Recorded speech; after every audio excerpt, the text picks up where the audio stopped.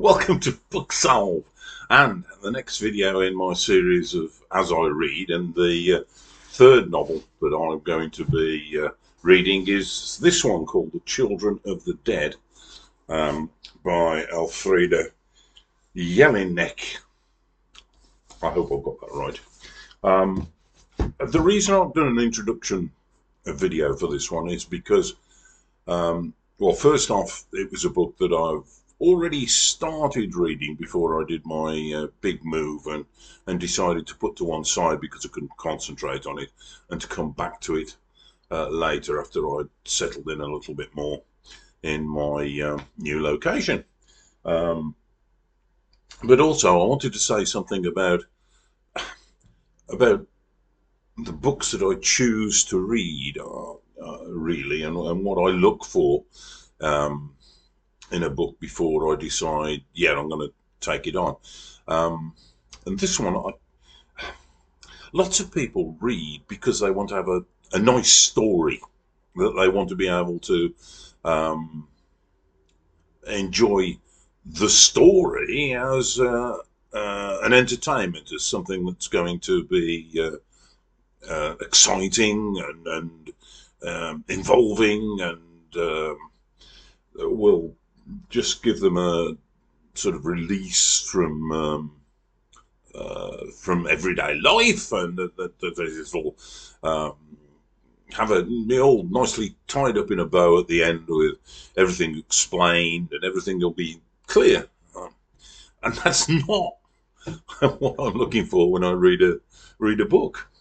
I'm really looking for something that's going to challenge me, something that's going to push to the limits of what I am capable of reading to some extent, and to my understanding of the world and what the world's like. I want a book to be a revelation, to tell me something that I didn't know, to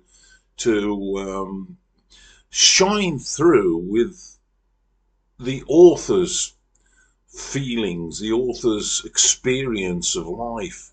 This is a wonderful thing about books, is you can pick up a book that was written 100 years ago and be transported not into the fictional world that they're writing about, but the mind and the understanding of that world from the actual author themselves. Why did they write this? What did they write it in this way? Why did they write it in this way? Why did they write it at all? So if you're going to pick up a book, a populist book, clearly, most books that are written today that you'll find on the shelves in the bookshops are ones that are written for economic reasons. For well, I can make money out of this. It's commercial. They're commercial, and I'm not interested in the commercial things that are at a level that is easy to understand and easy to consume. I want to be tackling things that aren't necessarily easy to consume, that will bamboozle. And this book, The Children of the Dead, is clearly, I mean, it's written by somebody who's won the Nobel Prize, for one thing. I looked up a little bit about Jelinek, and she's a figure in Austrian, important figure in Austrian literature. Who's a writer mainly of, I think, theatrical, of drama. But she's a radical figure on the left. Actually, I'm saying is, I think she's a was, isn't she now? I'm not sure. And it's this is a what is it? Magnus opus? Not sure. It's perceived as that. So it's a book about Austria, Children of the Dead. It promises to be a book about Austria today, Austria in the past, and to be an overall huge portrait, a landscape of Austria and Austrian people and the politics and the social mores of that country. And no doubt will be a huge theme is going to be the Holocaust and World War II and the Jewish experience, because that that is a huge. It has got a huge impact on the nation of Austria and its peoples. So it's going to be a read, I think, which will be intriguing. I will learn a lot from it, even though it's fiction. I think fiction, in some ways, releases the author to talk more deeply about political matters or about social matters, in a way that if you're writing non-fiction, you've got to be very careful to be absolutely factually correct, and that if you're doing sort of reportage or some kind of writing like that, then you're constricted by having to put reality. In books like this, I imagine you've got a whole wide canvas that you can paint on, because you can be metaphorical, you can be